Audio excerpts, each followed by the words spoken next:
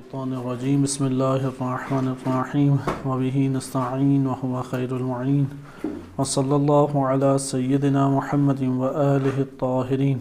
اللهم صل على محمد وآل محمد وعجل خير۔ نبی اکرم صلی اللہ علیہ وسلم کی سیرت طیبہ کے موضوع پہ آپ کی خدمت میں گفتگو پیش کی جا رہی تھی۔ گزشتہ درس میں ہم نے نبی اکرم صلی اللہ علیہ وسلم کی نظافت کے حوالے سے بعض پہلوؤں کو ملاحظہ کیا کہ حضرت صلی اللہ علیہ وسلم نظافت کو انتہائی پسند فرماتے تھے، محبت کرتے تھے اور اپنے آپ کو ہمیشہ صاف ستھرا رکھتے تھے، اور یہ امت کی تربیت بھی حضرت صلی اللہ علیہ وسلم نے اسی طرح کی، یہاں تک کہ دین اسلام نے انہی امور کو انتہائی ثواب کا سبب بھی قرار دیا اور رزق میں اضافے کا سبب بھی قرار دیا ہے۔ جیسا کہ روایات میں وارد ہوا ہے کہ نبی صلی اللہ علیہ وآلہ وسلم روز جمعہ ناخن تراشا کرتے تھے، ناخن کاٹتے تھے اور مونچھوں کو چھوٹا کرتے تھے۔ ہمارے ہاں من لا یحضر الفقی اور الکافی دونوں میں روایات آئی ہیں کہ نبی صلی اللہ علیہ وسلم اور امیر المومنین امام علی علیہ السلام، اسی طرح بعض دیگر ائمہ کی حالات زندگی میں بھی آیا ہے کہ ان کی مونچھیں نہیں ہوتی تھیں، یا نہیں ہوتی تھیں یا اس قدر قلیل ہوتی تھیں کہ نیچے جلد نظر آتی تھی۔ خصوصاً امام علی علیہ السلام اور نبی صلی اللہ علیہ وسلم کے بارے میں جو ہمارے پاس معتبر روایات آئی ہیں، اس میں مونچھوں کے حوالے سے 4 الفاظ آئے ہیں۔ ایک لفظ آیا قط کہ کاٹ دیا کرتے تھے، دوسرا لفظ آیا جز اکھاڑ دیا کرتے تھے، اور ایک ہے کہ بالکل صاف کر دینا۔ اس طرح 3-4 لفظ، اور ایک چوتھا لفظ ہے اخذ، لے لینا۔ تو یہ چاروں الفاظ اس پہ دلالت کرتے ہیں۔ بعض ہمارے ہاں مجتہدین اس کی اوپر ان روایات سے یہ سمجھتے ہیں کہ جو ہونٹوں پہ آتی تھی اس کے ساتھ یہ سلوک کرتے تھے، بقیہ نہیں۔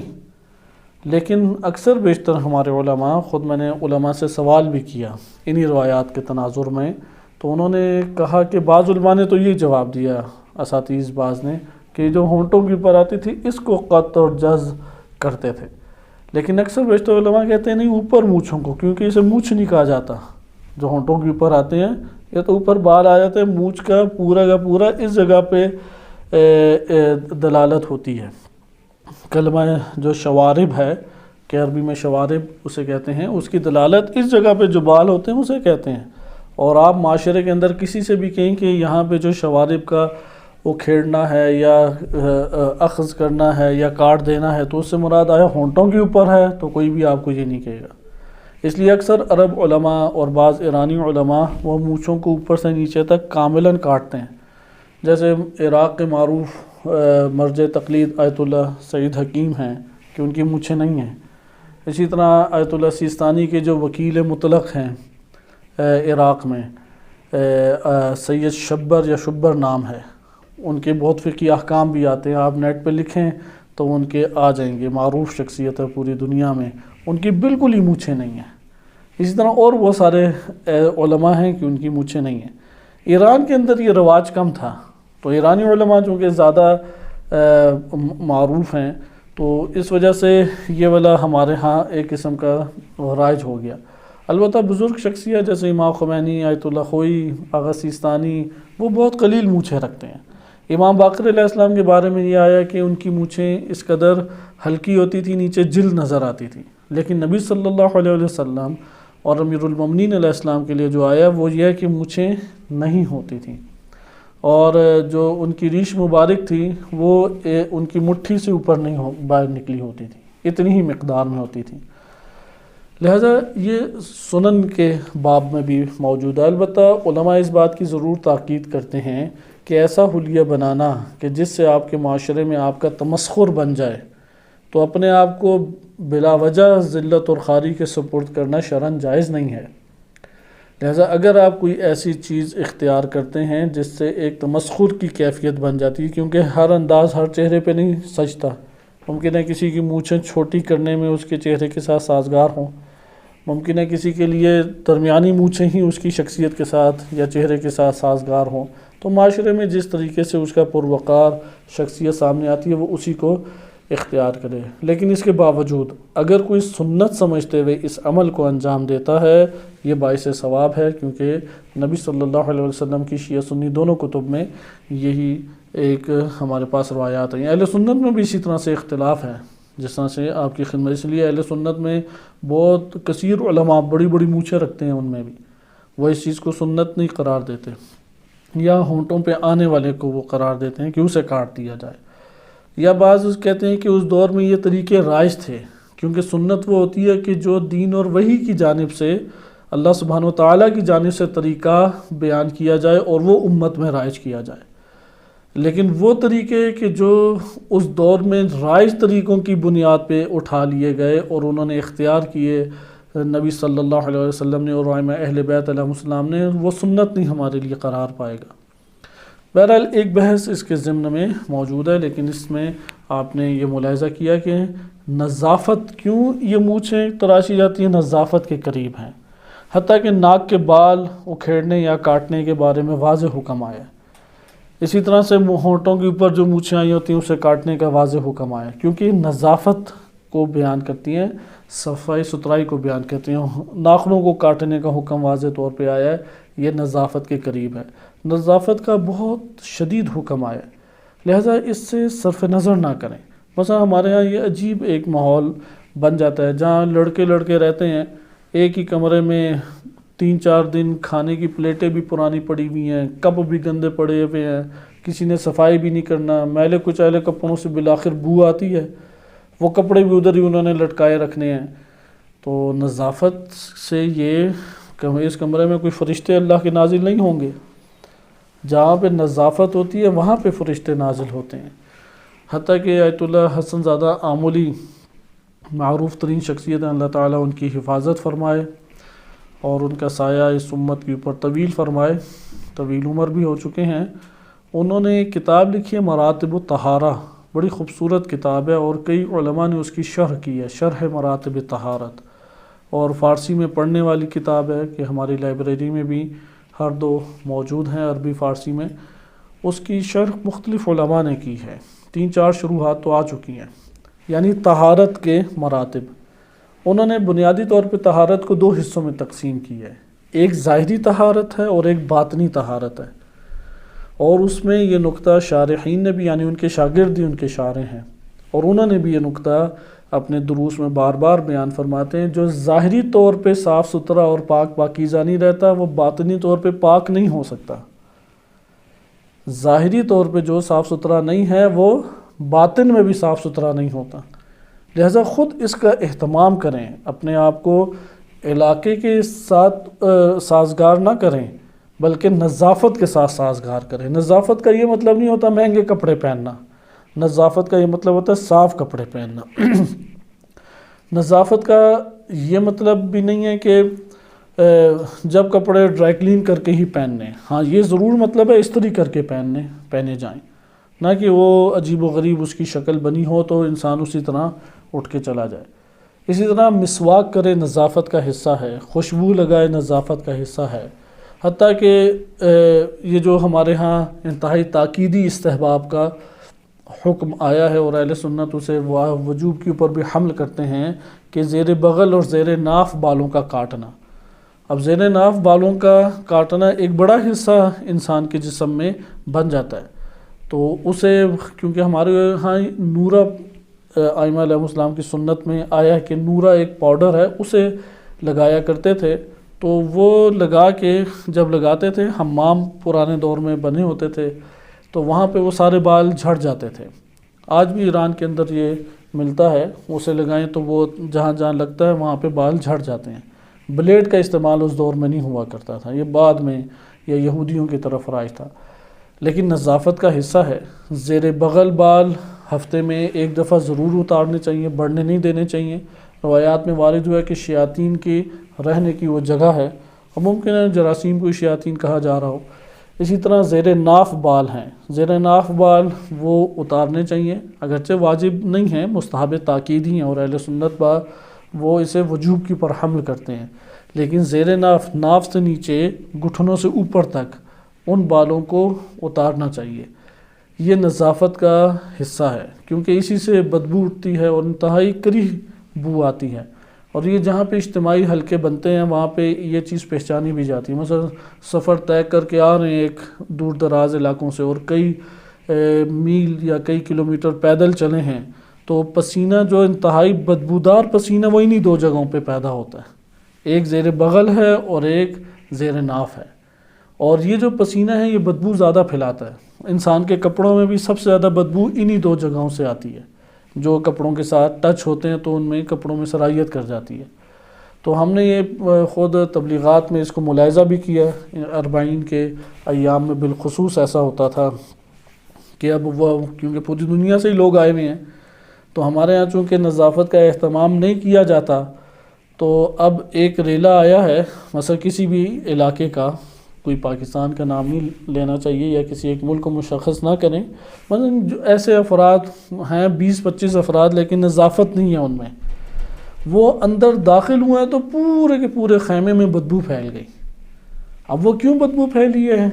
وہ تو ان سے پوچھیں، بات چیت کریں، کہیں ہم نے پاؤں تو دھوئے ہیں، منہ ہاتھ بھی دھوئے ہیں، بازو بھی دھوئے ہیں، تو آخر میں ہم نہا کے آ جاتے ہیں، نہا کے ہیں پھر بھی نہیں جا رہی۔ اس کی وجہ کیا ہے؟ کیونکہ وہ جب چلتے رہے ہیں تو زیر بغل اور زیر ناف جو پسینہ ہے وہ ان کے کپڑوں کے اوپر اچھا خاصا لگا اور وہ انتہائی بدبودار بن جاتا ہے، تو کپڑے انہوں نے وہی پہنے، تو کپڑے انہوں نے چینج نہیں کیے، جب کپڑے چینج نہیں کیے تو بدبو بھی نہیں جانی۔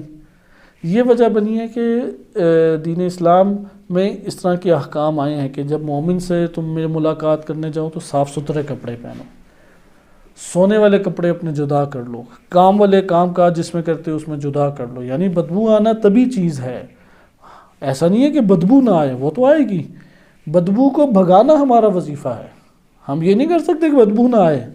مثلا ایک بندہ کسان ہے، وہ کام کر رہا ہے، وہ اس کے پاس ہے، بدبو نہ آئے، وہ تو آئے گی، وہ کہے گا اچھا تم ادھر بیٹھو میں فارغ ہو کے آتا ہوں، کپڑے بدلتا ہے اور صاف ستھرا ہو کے چلا جاتا، حتیٰ کہ نہائے نہ کپڑے بھی بدل جائے تو تقریباً بدبو بھاگ جاتی ہے۔ تو اصل وہ کپڑوں کے ساتھ اٹیچ ہوتی ہے، تو پھر وہ ایک اب 20-25 بندوں سے اس طرح کا آ رہا ہے ایک اظہار، تو وہ سخت ہو جاتا ہے۔ پھر جو خوراک کھاتے ہیں اس سے بھی ایک بدبو بنتی ہے، بدن کے اندر بھی ایک جنم لیتی ہے، اور خصوصاً بعض ایسے قومیں ہیں کہ جس طرح افریقی بعض ایسے قبائل ہیں کہ ان کے بدن میں بدبو کی ریشو بقیہ کی نسبت زیادہ ہے، یا جہاں پہ گرمی زیادہ ہوتی ہے وہاں پہ چونکہ مسلسل مسام، جلد کے جو مسام ہے، سوراخ، چھوٹے چھوٹے سوراخ، مسام سے مسلسل پسینہ بہتا رہتا ہے، آتا رہتا ہے، تو اس کی وجہ سے بدبو زیادہ اٹھتی ہے۔ اب وہ خوراک کھائے گا، جو خوراک کھاتا ہے وہی پسینے کی صورت میں ظاہر ہوتی ہے، تو خوراک مسلسل کھائے، زیادہ کھائے، تو وہ بدبو کا زیادہ ایک انسانی وجود کے اوپر اثر نمایاں ہوتا ہے۔ نبی صلی اللہ علیہ وسلم کے دور میں بھی وہ گرم علاقہ تھا، اس لیے وہاں پہ انتہائی تیز خوشبو استعمال کرتے تھے، اور وہ تیز خوشبو جو ہے نا وہ بدبو کو بھگا دیتا تھا، اس لیے ابھی بھی مشک دیکھیں، عود دیکھیں، ان کی بڑی تیز خوشبو ہے۔ وہ علاقے جو ٹھنڈے علاقے ہیں جہاں پہ پسینہ ہی زیادہ نہیں آتا، وہ تو ان کے لیے سونگنا اس کے دشوار ہو جائے گا، کیونکہ وہ بدبو کے ساتھ سازگار نہیں بنتی اور اس کی خوشبو زیادہ پھیل جاتی ہے، تو وہ زیادہ پھیلے تو وہ بھی اذیت دیتی ہے۔ لہذا یہ علاقوں کے اعتبار سے بھی خوشبوؤں کا جو انتخاب ہے وہ بڑا اثر کرتا ہے۔ مثلا بعض لوگوں کو انگور والی، یا ہمارے یہاں پاکستان میں بالخصوص دہی علاقوں کی خاص خوشبوئیں ہوتی ہیں، انگور والا وہ عطر انہیں بڑا پسند آئے گا، یا کوئی مالٹے والا عطر پسند آئے گا، جبکہ بقیہ جگہوں پہ وہ اتنا خاص چلتا نہیں ہے۔ تو یہ انتخاب بھی کریں کہ کون سی خوشبو زیادہ بہتر ہے، اپنے رجحان کے اوپر نہ جائیں، دو چیزوں کو مد نظر رکھیں، سب سے بہترین چیز ہے جو نبی صلی اللہ علیہ وسلم کو پسند تھا وہ میں اختیار کروں۔ اگر اس کی مقدار جو ہے وہ زیادہ خوشبو پھیلاتی ہے جس سے بندے جو ہے تھوڑا سا احساس بدی کرتے ہیں تو اس کی کم مقدار لگائیں، لیکن یہ سب سے بہترین چیز ہے۔ یعنی خوشبو کے استعمال میں اپنے رنگ ڈھنگ اور اپنے لباس کے اعتبار سے سب سے بہترین چیز کیا ہے؟ مشابہ ہو نبی اکرم صلی اللہ علیہ وسلم کے۔ اور دوسری چیز، خصوصاً یہ خوشبوؤں والا مسئلہ بہت اہم ہے، یہ احساس بھی ہم لوگوں نے کیا ہے، اور آپ اجتماعی حلقوں میں یہ احساس زیادہ کر سکتے ہیں۔ آپ یونیورسٹیز کی دنیا کی محفلوں میں جائیں، وہاں پہ آپ کو ایک الگ طرح کی خوشبوئیں نظر آئیں گی۔ آپ عوامی حلقہ جات میں جائیں، وہاں پہ آپ کو الگ طرح کی خوشبوؤں کا احساس ہوگا۔ تو وہ جو ہیں مثلا انگور کی خوشبو ہے، کسی پھول کی خوشبو ہے، فلاں خوشبو ہے، وہ اتنی بھاتی نہیں ہے۔ ممکن ہے اس بندے اکیلے کو بھا رہی ہو، لیکن عموماً نہیں وہ کسی کو بھاتی۔ تو وہ خود احساس نہیں کر رہا ہوتا، اسے نہیں پتہ لگتا کہ دوسروں کو اچھی لگ رہی ہے یا نہیں لگ رہی، کیونکہ انسان اپنے اوپر یہ حمل کرتا ہے کہ مجھے اچھی لگ رہی ہے، بقیہ کو بھی لگ رہی ہوگی۔ تو اس میں انتخاب میں اب کیا کریں؟ اب ہمیں تو اتنا تجربہ ممکن ہے نہ ہو کہ کون سی خوشبوئیں اچھی ہیں اور بہتر ہیں اور کون سی نہیں۔ تو اس میں ہمارے لیے نبی صلی اللہ علیہ وسلم کی شخصیت اسوہ حسنہ اور آئیڈیل ہے۔ ہر وہ خوشبو جو رسول صلی اللہ علیہ وسلم کو پسند تھی اس تک رسائی حاصل کرنے کی کوشش کریں۔ یہ کوئی مشکل کام نہیں ہے۔ کتابوں میں مثلا مشک انہیں اچھی لگتی تھی، اب وہ ملتی نہیں ہے، مہنگی بھی بہت ہے۔ عود انہیں بہترین خوشبو لگتی تھی، عربوں میں آج بھی بہت استعمال ہوتی ہے، امیر کبیر مومن فاسق فاجر سب میں وہ یہ خوشبوئیں رائج ہیں عرب دنیا میں، اور کئی طریقوں سے ان کے ہاں رائج ہیں۔ وہ ایک دیا بھی جلاتے ہیں اور پورے گھر میں بھی عود کی خوشبو پھیل جاتی ہے، اتنا وہ اس کو پسند کرتے ہیں۔ پاکستان میں بھی ملتی ہے، ایران میں، یہ ساری جگہوں پہ یہ خوشبوئیں ملتی ہیں۔ بس کون سی شخصیت ہمارے لیے معیار ہے؟ نبی صلی اللہ علیہ وسلم کی۔ اگر اس سے ہٹ کے کوئی خوشبو لینی ہے پھر کیا کریں؟ پھر دیکھیں کہ معاشرے میں کون سی خوشبو پسند کی جاتی ہے، اس کو مد نظر رکھیں۔ اگر اپنی پسند کے اوپر اٹھا لیا خوشبو کو تو ممکن ہے مجھے اچھی لگ رہی ہو، بقیہ کو اچھی نہ لگ رہی ہو، لیکن اگر آپ نے اس معاشرے کو مد نظر رکھا تو معاشرے والوں کے لیے وہ خوشبو وہ قابل قبول ہوتی ہے اور ایک اچھا اور خوشگوار اثر مترتب کرتی ہے۔ خوشبوؤں میں بھی تقسیم قسمیں ہوتی ہیں، کہ ابھی انشاءاللہ خوشبو ہمارا موضوع نہیں تھا، لیکن خوشبو لگا کے یعنی عطر لگا کے نماز وہ کئی گنا زیادہ ثواب رکھتی ہے۔ اسی طریقے سے خوشبو لگا کے آنا اور ملنا یہ انسان دوسرے انسان کو عزت و تکریم دینے کے مترادف ہے۔ خوشبو ویسے ہی لگا کے رکھنا تاکہ ایک اچھا اثر پڑے، اللہ تعالیٰ نے اس کے اوپر ثواب رکھا ہے۔ اللہ سبحانہ وتعالیٰ کے بارے میں روایات میں آئے ان اللہ جمیل یحب الجمال، اللہ خود بھی جمیل ہے اور جمال کو پسند کرتا ہے۔ اس لیے آپ کائنات میں پوری کائنات میں دیکھ لیں، جو آپ کو خوبصورت منظر لگ رہا ہے وہ کسی خالق نے بنایا یا نہیں بنایا۔ ایک ہاتھ نے جب سینری بناتی ہے ایک ہاتھ، تو انسان اس سینری کو دیکھ کے پتہ لگا لیتا ہے کہ فلاں شخص کے باطن کا تصور بڑا خوبصورت ہے۔ تو یہ پوری کائنات اللہ تعالیٰ نے سجائی ہے۔ ان اللہ جمیل یحب الجمال۔ اس لیے خوشبو کے بہت زیادہ فوائد ہیں، اور خوشبو کے بارے میں احادیث میں آیا خوشبو واحد چیز ہے کہ جس کو جتنا مہنگا خریدا جائے اسراف نہیں ہے، جتنا مہنگا خریدا جائے، کیونکہ عرب دنیا میں یہ چیزیں رائج نہیں تھیں۔ لیکن یہ بھی درست روش نہیں ہے، کسی سے بدبو آ رہی ہے تو ناک سمیٹ کے سائڈ پہ ہو جائے، صحیح ہے؟ اور یہ عموماً ہوتا ہے، مثلا ویگن میں سفر کر رہے ہیں، اب بیچارہ 2 گھنٹے سے باہر دھوپ میں کھڑا تھا، تو جب اندر آئے گا تو وہ کوئی خوشبو تو لے کے نہیں آئے گا، تو اس کے ساتھ بڑے خطرناک جھونکے آتے ہیں، تو انسان اس میں اپنے طبیعت کے اوپر بل نہ آنے دے۔ مکہ کی زمین پہ تو شرعاً جائز نہیں ہے حج کے دوران جائز نہیں ہے کہ بدبو آ رہی ہے تو ناک بند کر لیں، یا آپ کسی کے ساتھ حج کر رہے ہیں تو اب کندھوں سے کندھا لگتا ہے اور اس وقت تو لباس بھی نہیں ہوتا، اس لیے ڈائریکٹ ایک خوشبو کا تعلق جڑ جاتا ہے۔ تو وہ جو ڈائریکٹ تعلق جڑتا ہے اس میں آپ نے اپنے آپ کو خوشبو سے دور نہیں کرنا، جائز نہیں، یہ احکام میں سے ہے، حج کے عمرہ کے احکام میں سے۔ یہ تربیت ہے انسانی نفس کی، اور اس میں اپنے آپ کو معطر کرے، صاف ستھرا کرے۔ خوبصورتی کا ایک اہم پہلو ہے یہ عطر لگانا، اس لیے نبی صلی اللہ علیہ وسلم کو بڑی محبت تھی عطر سے، بہت محبت، اور اس خوشبو کو وہ کثرت سے استعمال کیا کرتے تھے۔ خلاصہ کلام کہ تجمل، خوشبوؤں کی بھی 2 قسمیں ہیں کہ یہ ذہن سے ہمارے نکل نہ جائے۔ ایک خوشبو ہوتی ہے شہوانی خوشبو، مرد حضرات کم ہی ایسی استعمال کرتے ہیں، خواتین میں یہ ہوتا ہے، خواتین کے بارے میں روایات میں وارد ہوا ہے کہ اگر وہ ایسی خوشبو لگائیں جس سے مرد ان کی طرف مائل ہوں، ایسی خوشبو لگائیں جس سے مرد مائل ہوں ان کی طرف، تو فرشتے اس خاتون پہ لعنت بھیجتے ہیں، کیونکہ وہ پورے معاشرے کو فساد کرنے کا سبب بن رہی ہے۔ ایک بندے کو فاسد نہیں کر رہی، پورے ماحول اور معاشرے کو فاسد کرتی بھی جا رہی ہے، یعنی شیطان ہے گویا کہ حقیقت میں۔ اس لیے ایسی خوشبوئیں جو خواتین کے ساتھ مختص ہیں اور اس کی وجہ سے مرد شہوانی عناصر کے ساتھ اس کی طرف رغبت اختیار کرتے ہیں، اس خوشبو کا خاتون کے لیے لگانا شرعاً جائز نہیں ہے، سوائے اپنے شوہر کے، اور یا محارم میں اس حد تک کہ شہوت کا سبب نہ بنے۔ شہوانی طور پہ ہر شہوت کی چیز صرف اور صرف زوجہ اور زوج کے درمیان جائز ہے، لیکن ایسا نہیں ہے کہ خاتون خوشبو ہی نہ لگائے۔ بدبو کا ڈھیر بنا کے بھی معاشرے میں دین اسلام نے یہ نہیں کہا کہ اسے لے آؤ، دین اسلام کہتا ہے ایسی خوشبو نہ لگاؤ کہ مرد تمہاری طرف مائل ہوں، وإلا خوشبو کا استعمال خاتون کے لیے جائز ہے، لیکن ایسی تیز خوشبو نہ ہو کہ مرد جو ہے وہ احساس کر لے کہ ادھر خاتون موجود ہے۔ خواتین سے بعض مختص ہوتی ہیں، بعض ہوتی ہیں عمومی، جیسے کریم ہے، کریم کی ایک خاص نوعیت کی خوشبو ہے، مرد زن جو بھی لگائے، لیکن بعض کریمیں ہیں کہ جو خواتین کے ساتھ مختص ہیں، اس سے مرد احساس کر لیتے ہیں کہ ہمارے پاس خاتون ہے اور وہ زینت کر کے موجود ہے، اور اس تصور سے ہی مرد کے لیے غریزے وہ ایکٹیو یا فعال ہونے لگ جاتے ہیں۔ اس لیے اس طرح کی نوعیت کی خوشبوئیں خواتین کے لیے دین اسلام نے بدون شوہر کے علاوہ یا محارم، اس شرط کے ساتھ کہ ان محارم میں وہ شہوانی عناصر کے بھڑکنے کا سبب نہ بنے، جائز ہے۔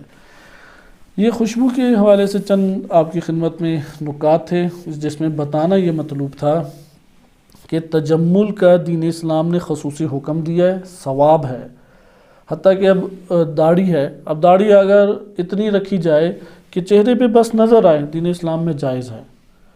البتہ سنت رسول صلی اللہ علیہ وآلہ وسلم کیا ہے، وہ اتنی مقدار کی داڑھی ہے کہ انسان کی اس مٹھی سے باہر نہ آئے، یہ سنت رسول یا سنت ائمہ علیہم السلام کی۔ لیکن مکتب تشیع میں جو ایک ماحول بنا ہے، اس کے مطابق ان سنتوں کو بالعموم علماء کی طرف اس کا ارجاع ہوتا ہے، یعنی علماء اسے انجام دیتے ہیں، اور علماء میں بھی علمی حلقوں میں اس کو ایک معیار، بعض حلقوں میں اس طرح سے معیار قرار دیا جاتا ہے۔ لہذا ہمارے ہاں اگر ایک عام بندہ بہت بڑی داڑھی رکھے تو ممکن ہے کہ عالمانہ اس کی طرف ایک رجحان بڑھے، لیکن اوورآل سنت کا اہتمام، سنت کی پیروی کی جا سکتی ہے، سنت کے تحت جو بھی رکھے ٹھیک ہے، لیکن داڑھی اتنی ہو کہ نظر آئے، واجب پورا ہو جائے، وہ بھی جائز ہے۔ اگر داڑھی انسان کی موجود ہے جس پہ کنگھی ہو سکتی ہے، بعض داڑھی ایسی ہوتی ہیں کہ اس طرح جلد کے ساتھ چمٹی ہوتی ہیں کہ کنگھی نہیں ہو سکتی اس میں، صحیح، اس میں گنجائش ہی نہیں ہے کہ بال اوپر نیچے ہو سکے، کوشش کرنی چاہیے اس سے تھوڑی بڑھ جائے داڑھی، ثواب ہے اس میں، کوئی اس میں عیب نہیں ہے۔ لیکن داڑھی بڑی ہو تو بعض جگہوں پہ وارد ہوا ہے کہ نبی صلی اللہ علیہ وآلہ وسلم نیچے کی طرف 40 مرتبہ کنگھی کرتے تھے اور اوپر کی طرف سے 30 مرتبہ کنگھی کیا کرتے تھے، کثرت سے کنگھی کرتے تھے داڑھی پہ۔ کوئی یہ نہ سمجھے کہ شیشے کے سامنے کھڑے ہو کے کنگھی پہ کنگھی کر رہے اور داڑھی کر رہے تو کہیں گے یار تمہیں کیا ہو گیا ہے، کہاں پہ جا رہے ہو۔ ہمارے ہاں تو ایک تانا ہوتا ہے نا، تانا نہیں ہے یہ، وہاں پہ ذکر الہی کرے، وہاں پہ، کیونکہ امانت ہے، ہمارا جسم ہمارا نہیں ہے، اللہ کی امانت ہے۔ اللہ سبحانہ و تعالیٰ کی امانت کے ساتھ بہترین سلوک یہ ہے کہ اس کو اس طرح سے بنا سنوار کے رکھیں کہ اللہ اسے پسند کریں، نامحرم کی طرف نگاہیں نہ اٹھیں، حرام لقمے پیٹ میں نہ جائیں، حرام سے میرے جسم کا تعلق نہ جڑے، نہ یہ کہ میں بدصورت بن جاؤں، کریہ منظر، قبیح منظر بن جاؤں تاکہ کوئی قریب ہی نہ آئے، نہیں، بہترین طور پہ اپنے آپ کو رکھیں، صاف ستھرا رکھیں۔ تجمل جنم ہی اس تمام چیزوں کو استعمال کرنے سے لیتا ہے، مثلا دانت صاف، دانت کا بہت گہرا اثر ہے، بہت ہی گہرا۔ اسی طرح خوشبو کا استعمال بہت اس کا گہرا اثر ہے، کیونکہ یہ نہیں کہہ سکتے کسی کے ماما ابا کا بالخصوص پہنی ہو یا دینی طبقے سے تعلق رکھو، شدید بدبو آ رہی ہے تو وہاں پہ اب کون اسے جا کے کہ حضرت آپ عطر استعمال کر لیا کریں، یہ کہنا ایک مشکل چیز ہے۔ اور ہمارے یہاں یہ والا سلیقہ چونکہ معاشرے میں موجود نہیں ہے، اس کے ہم نتائج اور عواقب، برے نتائج بعض ہمارے سامنے آتے ہیں، حتیٰ کہ بعض ایسے مدارس ہیں، بہرحال وہ مدرسے شیعہ مدرسے نہیں ہیں لیکن جو وفد جاتے ہیں انہوں نے یہ بیان کیا ہے کہ بعض اہل سنت کے بڑے بڑے مدارس ہیں، اچھے مدارس ہیں، بعض کی فضا گھٹی ہوئی ہوتی ہے. کہتے ہیں وہاں ہم نے قدم رکھا تو ہم سے رہا ہی نہیں جا رہا تھا، اس قدر شدید بدبو تھی اور ہم باہر آ گئے. اور اس کی وجہ ہی یہ تھی کہ سونے والے کپڑے بھی ادھر ہی ٹنگے ہوئے ہیں، کھانا بھی وہ ادھر ہی کھاتے تھے، اور خوشبو کا استعمال بالکل نہیں کرتے تھے، صفائیاں بڑی دیر سے کیا کرتے تھے. اب یہ کتنے عوامل بدبو کے جمع ہو گئے تو ادھر سے خوشبو نہیں اٹھ سکتی. گھروں کی حالت بھی اسی طرح سے ہے. لہٰذا وہاں پہ مرد کو یہ گھر کی نگرانی کرنی چاہیے کہ اس کی فضا کو ایسا بنا کے رکھے. تو نبی صلی اللہ علیہ وسلم داڑھی پہ کثرت سے کنگھی فرمایا کرتے تھے، پلکوں کو اپنے سنوارتے تھے، اسی طرح بالوں کو اپنے سنوارا کرتے تھے، بار بار شیشے کو دیکھا کرتے تھے اور اللہ کا شکر ادا کرتے اور اس کی حمد و ثنا بجا لاتے تھے کہ یہ پروردگار تو نے کس قدر متوازن اور بہترین مجھ کو صورت یا جسم عطا فرمایا، کیونکہ تو قدرت کی قلم نے اس کو ماں کی شکم کے اندر تحریر کیا ہے تو ہماری یہ شکل سامنے آئی ہے. اور جو کاملاً متوازن ہے اور صحت کے ساتھ اگر انسان کو صحت ان متوازن اعضاء کے ساتھ ہو تو اس سے بڑی نعمت کوئی بھی نہیں ہے. یعنی جو اللہ تعالیٰ نے ہمیں صورت دی ہے اور اس کے ساتھ صحت بھی ہو تو اس سے بڑھ کر مادی نعمت نہیں ہے. اور اس کے اندر سیرت آ جائے تو یہ فرشتے سے بھی افضل انسان بن جاتا ہے. اس لیے صورت اللہ نے دے دی ظاہری، اس کے اندر سیرت کا رنگ بھرنا یہ ہمارا کام ہے. تو آپ نے ملاحظہ کیا کہ تجمل کے یہ سارے عوامل ایک ساتھ انجام پائیں تو جم ہوتے ہیں، اس لیے اس کو ضرور انجام دیں. کیا کیا ہیں؟ دانت صاف کریں، خوشبو کا استعمال کریں، خوشبو میں اپنی پسند کو مد نظر نہ رکھیں، نبی صلی اللہ علیہ وسلم کی ذات وَإِلَّا معاشرہ اس کو مد نظر رکھیں، وَإِلَّا ہماری خوشبو دوسروں کے لیے تکلیف کا سبب بن جائے گی. نمبر 3، کپڑے صاف ستھرے پہنیں. صاف ستھرے سے مراد مہنگے کپڑے نہیں ہیں، صاف ستھرے سے مراد یہ ہیں کہ باہر جانے والے کپڑے جدا کریں، سونے والے کپڑے جدا کریں. سونے والے کپڑوں میں حتماً بدبو پڑ جاتی ہے. جس لباس میں آپ لباس کو پہن کے کھانا کھاتے ہیں یا سوتے ہیں اس میں بدبو آ جاتی ہے، اس لیے اس کو کوشش کریں کمرے سے باہر رکھیں. کمرے میں رکھیں گے بدبو کا ایک ڈھیر بن جائے گا، رہنے والے کو احساس نہیں ہوگا، باہر آنے والے کو حتماً اس کا احساس ہوگا. اس لیے کوشش کرنی چاہیے باہر کوئی جگہ بنائی جائے اور کپڑے نہ دکھائی دیں تو وہ بہتر ہے. کوئی کپڑا لگا لیں یا الماری سی بنا دیں. اب تو الماریاں بھی چھوٹی چھوٹی مل جاتی ہیں. تو یہ چیز ہے کپڑوں کے اعتبار سے. اسی طرح سے کنگھی کرنے کے اعتبار سے ہے کہ مونچھوں کو اور داڑھی کو سنوار کے رکھنا چاہیے. یہ نبی صلی اللہ علیہ وسلم کی سنتیں ہیں. ائمہ اہل بیت علیہ السلام شدت سے ان پر عمل پیرا ہوا کرتے تھے اور کوئی واقعہ آپ کو مخالفین کے پاس بھی نہیں ملے گا کہ جو ان چیزوں کے برخلاف ہو. اس لیے ایک بہترین ماحول دینی طور پہ ان کے سامنے موجود ہوتا تھا کہ جس سے رغبت اور جاذبیت پیدا ہوتی ہے. کیونکہ بدبو آ رہی ہو تو جاذبیت پیدا نہیں ہوتی. جو اپنے ہی آپ کا دانتوں کا اور ہاتھوں کا خیال نہیں رکھتا کیسے اس کی طرف کوئی جذب ہوگا. لہٰذا انبیاء علیہ السلام و ائمہ اطہار علیہ السلام وہ بڑی شدت سے نظافت کا اہتمام کیا کرتے تھے. اس سے یہ مراد نہیں ہے کہ وہ ایسا کام نہیں کرتے تھے جس سے پسینہ نہ آئے. کھیتوں میں کام کرتے تھے اہل بیت علیہ السلام. جب کھیتوں میں کام کرتے تھے پورا جسم ان کا پسینے سے غرق ہو جاتا تھا. لہذا لیکن اس کو اہتمام کیا کرتے تھے ائمہ اطہار علیہ السلام. تو یہ اہتمام ہمیں بھی کرنا چاہیے. انہی میں سے ایک اور ہمارے پاس موضوع ہے کہ جو صحیح سند روایت وارد ہوئی ہے وہ ہے سرما لگانا. خواتین میں تو یہ رائج ہے کیونکہ آنکھوں کی جو پلکیں ہیں یا انہیں کیا کہتے ہیں، انہیں ابرو کہتے ہیں، انہیں پلک کہتے ہیں. ابرو کو نبی صلی اللہ علیہ وسلم سنوارا کرتے تھے. یہ پلکیں ہیں. پلکوں کو اگر گاڑھا کریں کالک کے اعتبار سے تو یہ خوبصورتی میں اضافے کا سبب بنتا ہے. سرما لگانے کا یہ مطلب نہیں ہے کہ وہ جیسے ہمارے ہاں جن کا ایک ہوتا ہے، جنات کا تصور ہوتا ہے نا، ادھر تک ان کی کوئی کالک آئی ہوتی ہے، تو یہ مطلب نہیں ہے. وہ سرما اتنی مقدار میں لگاتے تھے یہ پلکیں کالی ہو جائیں بس. اگرچہ ہمارے ہاں مردوں کی کالی پلک کا رواج نہیں ہے تجمل اور زینت کے اعتبار سے، خواتین کا ہے خواتین میں تو خصوصی اس کا اہتمام ہے اور کئی قسم کی ان کے یہ سرمے ٹائپ چیزیں ملتی ہیں، لیکن نبی صلی اللہ علیہ وسلم سونے سے پہلے روایت میں وارد ہوا امام صادق علیہ السلام سے، اور یہ روایت ہمارے پاس ہے الکافی میں جلد نمبر 6 میں، ان رسول صلی اللہ علیہ وآلہ رسول اللہ صلی اللہ علیہ وآلہ کان یکتحل قبل ان ینام 4 فی الیمنى و3 فی الیسرى، صحیح سند روایت ہے۔ نبی صلی اللہ علیہ وسلم اپنی زندگی میں استمراراً و تکراراً یہ عمل انجام دیتے تھے، ایک دفعہ نہیں، کیونکہ کانا فعل مضارع پہ داخل ہو تو پاسٹ کنٹینیوس کا معنی دیتا ہے، کانا فعل مضارع کے اوپر داخل ہو تو کانا یکتحل قبل ان ینام، سونے سے پہلے نبی صلی اللہ علیہ وسلم ان کے پاس سرما دانی موجود تھی، سرما لگایا کرتے تھے، 4 دفعہ دائیں پلک پہ اور 3 دفعہ بائیں پلک پہ لگاتے تھے، اور اتنی مقدار لگاتے تھے کہ باہر نہ آئے، یعنی ادھر نہیں لگاتے تھے، جلد پہ نہیں پلک پہ لگاتے تھے۔ جلد پہ لگانے کا حکم کہیں نہیں آیا، جیسے ہمارے ہیں نا یوں پکڑ کے یوں گھسیٹ دیں تو یہاں سے یہاں تک آیا ہوتا ہے، جیسے بعض لوگ آم کھاتے ہیں تو پتہ لگتا ہے کہ ادھر نشانوں سے کہ اس نے کچھ کھایا ہے، تو ادھر بھی پتہ لگتا ہے اس نے کچھ لگایا ہے۔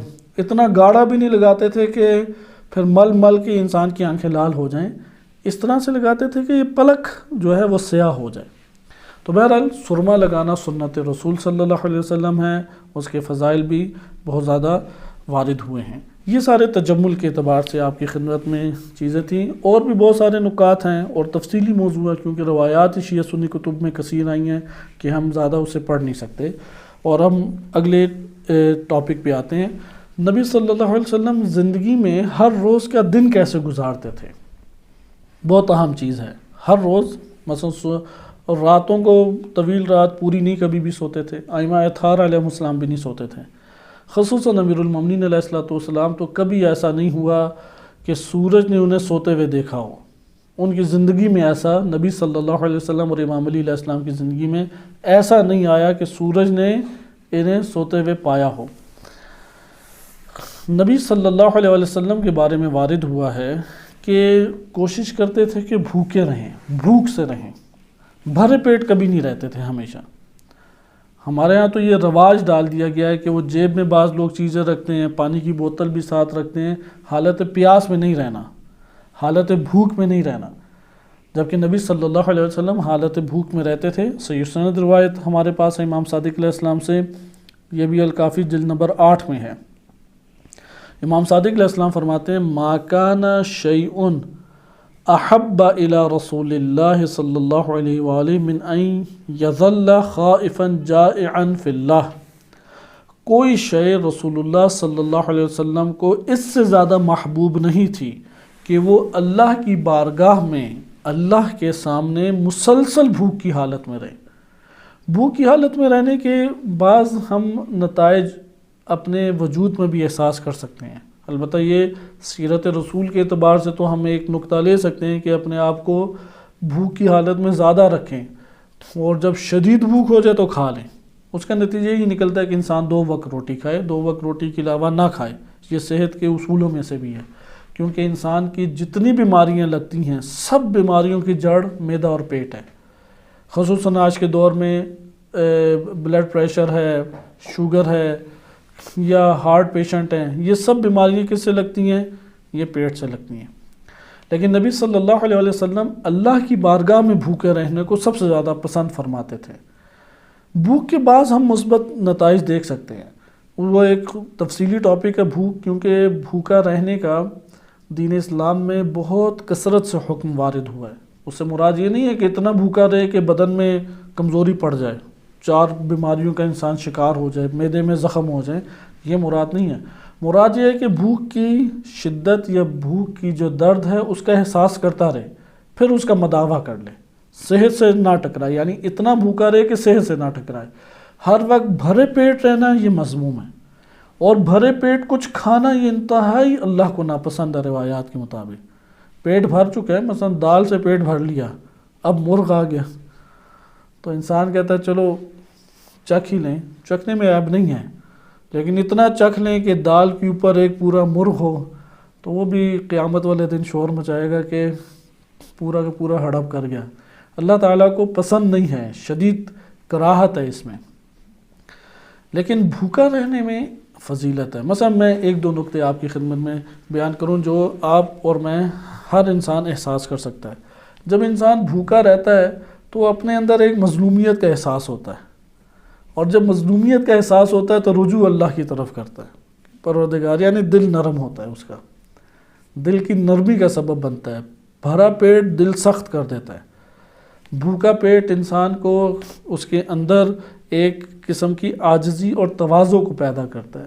نمبر 2، جب بھی انسان بھوکا ہوتا ہے تو شہوت انسان کی دب جاتی ہے، کیونکہ انسان کے وجود میں کھانے پینے اور جنسی یہ 3 شہوات یہ پیدا ہی بھرے پیٹ سے ہوتی ہیں.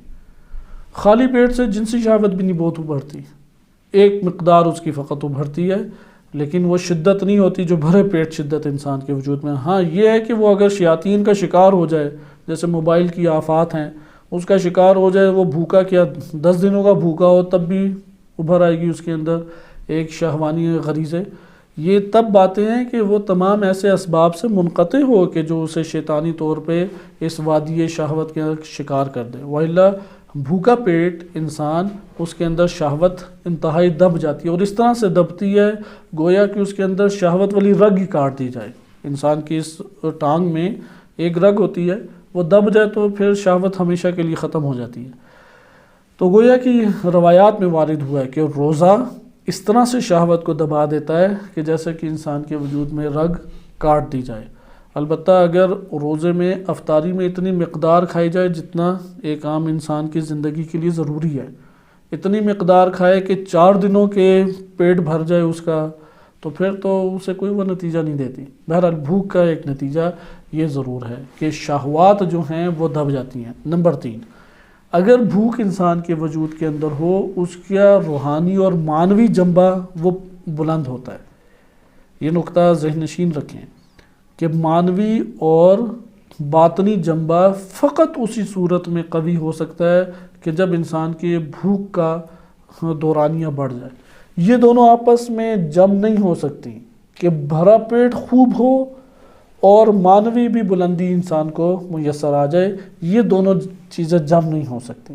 اس لیے اگر کوئی حلال سے استفادہ کرتا ہے اور خوب پیٹ بھر کے کھاتا ہے، وہ معنوی طور پہ نیچے آ جائے گا، ٹھیک ہے، مومن کہلائے گا. معنوی بلندی کے لیے بھوکا رہنا انسان کے لیے ضروری ہے. بہرحال نبی صلی اللہ علیہ وسلم حالت خوف میں اور حالت بھوک میں رہنے کو سب سے زیادہ پسند فرماتے تھے. اسی کے ضمن میں انگوٹھی کے حوالے سے بھی روایات شیعہ سنی دونوں کتب میں وارد ہوئی ہیں. ہمارے یہاں صحیح سنت روایت وارد ہوئی ہے، نبی صلی اللہ علیہ وسلم وہ انگوٹھی پہنا کرتے تھے، اور بعض روایات صحیح سنت میں ہیں کہ بائیں ہاتھ میں بھی پہنتے تھے، جیسا کہ الکافی میں وارد ہوئی ہے ما تختم رسول اللہ الا یسیرا حتی ترکہ، کہ نبی اکرم صلی اللہ علیہ وسلم نے انگوٹھی کو پہنا اور اس کے بعد یعنی بائیں ہاتھ میں، پھر اس کو ترک کر دیا. اب وہ ترک کرنے کی وجہ یہ تھی کہ آیا اس کو بالکل ہی ترک کر دیا جائے اور اس میں نہیں پہننی چاہیے. تو ادھر وہ علماء جو یہ سمجھتے ہیں کہ ترک کرنے کی یہ وجہ نہیں تھی کہ اس میں ناپسند فرمایا، تو وہ بائیں ہاتھ میں بھی آپ نے دیکھا ہوگا بعض علماء پہنتے ہیں. دائیں میں تو پہنتے ہی پہنتے ہیں، بائیں میں بھی انگوٹھی پہنتے ہیں. لیکن دائیں ہاتھ میں زیادہ روایات وارد ہوئی ہیں کہ دائیں ہاتھ میں انگوٹھی، خصوصاً ان 2 میں، ان 3 میں نہیں، ان 2 میں پہننے کا حکم آیا ہے. اور پھر پتھر بھی ہیں، 6 یا 7 پتھر ہیں، ان میں عقیق کا خصوصی حکم وارد ہوا ہے. اور نبی صلی اللہ علیہ وسلم کے پاس جو انگوٹھی ہوتی تھی اس کا یہ جو حصہ ہے وہ چاندی کا بنا ہوتا تھا، فضہ سے. سونے کی انگوٹھی حرام ہے مرد کے اوپر، تو چاندی کے یہ نگین ہوتا تھا، لوہا نہیں پہنتے تھے، لوہے کا نہیں بناتے. اور اس کے اندر جو نگ تھا نگ ہوا کرتا تھا. یہ ہمارے پاس اس حوالے سے چند روایات تھیں جو انگوٹھی کے اعتبار سے تھی. نبی صلی اللہ علیہ وسلم کبھی لکھا نہیں کرتے تھے، پڑھتے تھے. لکھنے کی وجہ، لکھا نہیں کرتے تھے اس کا یہ مطلب نہیں لکھنے کی صلاحیت نہیں تھی. لکھنے کی صلاحیت تھی، لکھ سکتے تھے، قدرت تھے، قادر تھے، لیکن لکھتے نہیں تھے. کیونکہ اگر یہ ہوتا تو وہ تہمت لگا دیتے کہ یہ دیکھو کسی کے پاس جا کے لکھوا کے خود لکھ کے قرآن کو نعوذ باللہ حضرت صلی اللہ علیہ وسلم لے آئے ہیں۔ چند اور واقعات اس میں سے، نبی صلی اللہ علیہ وسلم نے کبھی بھی روایات میں وارد ہوا پورا پیٹ بھر کے کبھی بھی کھانا نہیں کھایا، مکمل جیسے کہتے تھے ادھر تک بھر جائے۔ ائمہ اطہار علیہ السلام بھی اس طرح سے کھانا نہیں کھاتے تھے، اور کھانے میں 2 خوش ذائقہ چیزیں نہیں کھاتے تھے، ایک چیز کا وہ تناول فرمایا کرتے تھے، یہ ہم پہلے بھی پڑھ چکے ہیں۔ اسی طرح سے اگر کوئی ان کو برا بھلا کہہ دیتا تو نبی صلی اللہ علیہ وسلم برا بھلا انداز میں ہی جواب نہیں دیتے تھے۔ صحیح سند روایت ہمارے ہاں الکافی میں جلد نمبر 2 میں آئی ہے کہ ایک دخل یہودی علی رسول اللہ، رسول اللہ صلی اللہ علیہ وسلم کے پاس ایک یہودی آیا، کہا السلام علیکم، سلام اور سام، لاہوری زبان میں تو لام نکلتا ہی نہیں ہے، ویسے ہی السلام علیکم اس طرح سے بولتے ہیں۔ سام کا مطلب ہوتا ہے بد دعا ہے، اگلے کو بد دعا، تمہارے اوپر مثلا تم ہلاک ہو جاؤ، برباد ہو جاؤ۔ لام نکالنا ضروری ہے، اتنا تیز سلام نہ کریں کہ لام ہی نہ نکلے، لیکن ہمارے معاشروں میں ایسے بعض اوقات خصوصاً پنجابی میں اس طرح کے ہم وہ لکھتے ہیں السلام علیکم جی، تو یہ جو السلام علیکم یا اس طرح سے کہ لام نہ نکلے ایک نوع بد دعا عربی میں بن جاتی ہے۔ لیکن یہودی کیا، ادھر تو قصد نہیں ہے بد دعا دینے کا، یہودی نے یہ بولا اس لیے تھا کہ بد دعا دے رسول اللہ کو، تو اس نے کہا السلام علیکم، رسول اللہ صلی اللہ علیہ وسلم نے جواب میں فرمایا علیکہ، ثم دخل آخر، پھر دوسرا آ گیا مثل ذالک، دوسرا یہودی ہے، فرد علیہ کما رد علی صاحبہ، اس نے بھی کہا السلام علیک، تو رسول اللہ نے فرمایا علیک، تو اسی طرح جواب دیا جیسا کہ پہلے کو جواب دیا۔ تو وہاں پہ ام المومنین حضرت عائشہ موجود تھی، تو جب وہ چلے گئے تو کہا کہ آپ نے ان لوگوں کو سخت جواب کیوں نہیں دیا؟ تو نبی صلی اللہ علیہ وسلم نے کہا کہ آپ کو پتہ لگا؟ پہلے کہا کہ انہوں نے کیا کیا ہے، انہوں نے بتایا کہ مجھے معلوم ہے کہ وہ بد دعا دے رہا تھا۔ کہا پھر جواب کیوں نہیں سخت دیا، یا حکم دیتے انہیں پکڑ لیتے؟ تو نبی صلی اللہ علیہ وسلم نے فرمایا ان الفحش لو کان ممثلا کان مثل السوء، مثال سوء، کہ اگر فحش دینا، برے الفاظ کسی کو کہنا، گالم گلوچ کرنا، اسے آپ تمثیل یا مجسمے کی صورت بنا دیں تو انتہائی بدترین اور کری صورت بنے گی اس کی، اس لیے میں اس کو یہ کری بات نہیں بیان کر سکتا۔ اور بعض جگہوں پہ یہ وارد ہوا ہے کہ سام کہتے ہیں موت کو، السلام علیک یعنی آپ برباد ہو جائیں، ہلاک ہو جائیں۔ تو رسول اللہ نے فرمایا کہ میں نے بہترین طریقے سے لوٹائی ہے بات، کہ جو تم نے مجھے کہا ہے علیک وہی تمہارے لیے ہو، کیونکہ علیک کہاں، انہوں نے علیک السلام تو نہیں کہا نا، رسول اللہ نے کہا السلام علیک، کہا علیک، کہ تمہارے اوپر بھی جو چیز تم میرے اوپر بھیجو وہی تمہارے لیے ہو۔ تو یہ ہے کہ اس سیرت سے ہمیں پتہ لگتا ہے کہ کبھی بھی کسی کو برا بھلا نہ کہا جائے، کسی کے گالم گلوچ کا جواب گالی نہیں ہے، کسی کے برے تانوں کا جواب تانا نہیں ہے، اور کسی کے برے انداز اور برے رویے کا جواب برا رویہ آگے سے نہیں ہے۔ یہ چیز تھوڑی ریاضت طلب ہے، فوراً حل نہیں ہوتی، لیکن کوشش کریں، کیونکہ ہم عموماً اپنی زندگی میں دیکھتے ہیں جب غضب غالب ہو اور آگے سے اس نے عزت افزائی کر دی ہو تو انسان جوش میں بہت ساری چیزیں بالآخر کہہ ہی دیتا ہے، لیکن نبی صلی اللہ علیہ وسلم کی شخصیت کو اس حوالے سے ہمیں مد نظر خصوصاً رکھنا چاہیے۔ بقیہ چند انشاءاللہ چیزیں ہیں وہ ہم اگلے درس میں ملاحظہ کریں گے، اور صلی اللہ علیہ سیدنا محمد و آلہ طاہرین۔